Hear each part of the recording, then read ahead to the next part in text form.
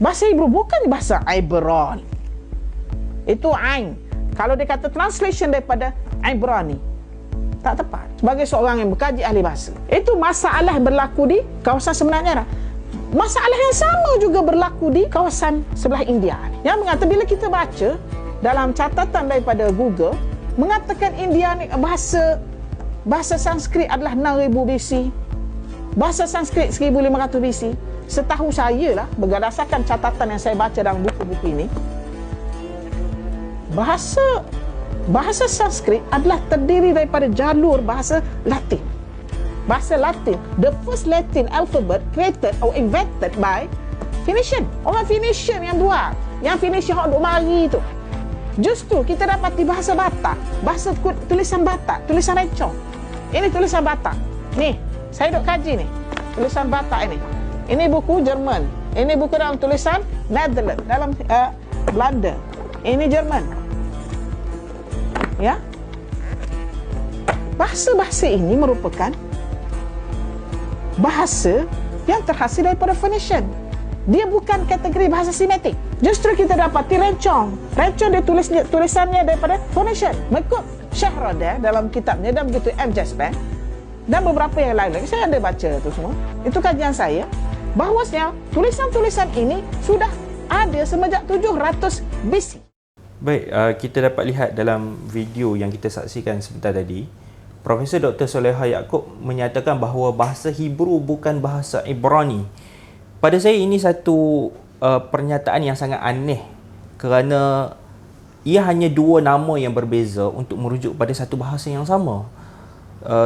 Dan benda ni saya rasa tak perlu dibangkitkan kerana benda ni biasa dan benda ni juga berlaku pada bahasa-bahasa yang lain. Satu bahasa dirujuk dengan pelbagai nama. Antaranya, kalau contoh yang paling mudah saya boleh berikan adalah bahasa Belanda. Kita orang Melayu yang betul-betul dalam bahasa Melayu memanggil bahasa Belanda dengan istilah bahasa Belanda. Tapi orang yang betul-betul dalam bahasa Inggeris pula memanggil bahasa Belanda dengan istilah Dutch. Dan orang Arab memanggil Hollandia.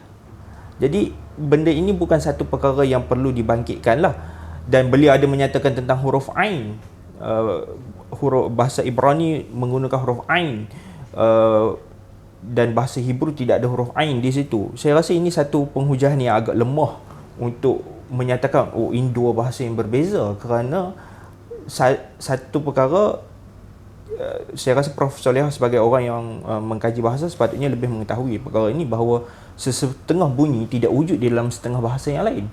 Contohnya macam kita ambil spesifik contoh Ain yang beliau bangkitkan tu, huruf Ain sendiri dia adalah satu, kita kata satu bunyi yang dia wujud di dalam bahasa-bahasa Semitik seperti bahasa Arab, bahasa Ibrani, bahasa Suryani.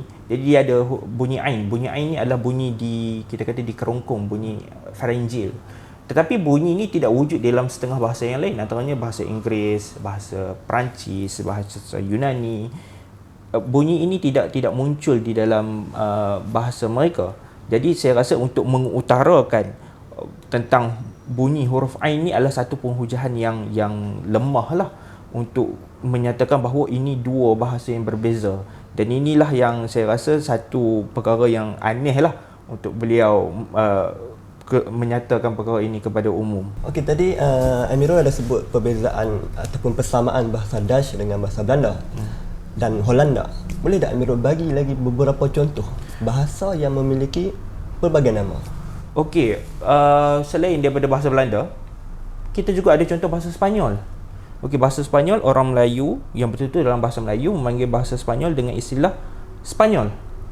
Tapi orang yang betul-betul dalam bahasa Inggeris memanggil bahasa Sepanyol dengan nama Spanish. Dan orang Arab memanggil dengan Hispania. Dan ia tetaplah bahasa yang sama. Ia bahasa yang sama. Jadi tak perlu dibeza-bezakan. Kalau macam contoh bahasa Jepun contohnya, kita memanggil bahasa Jepun, tetapi orang Jepun sendiri memanggil bahasa Jepun dengan istilah Nihongo. Jadi ini satu perkara yang saya rasa tidak sepatutnya dibangkitkan lah. Ini satu isu yang kita nampak hanya menimbulkan kekeliruan kepada dunia keilmuan, kepada masyarakat kan, terutamanya apabila beliau bercakap kepada masyarakat awam. Benda ni hanya menimbulkan kekeliruan untuk orang lebih memahami perkara yang sebenar.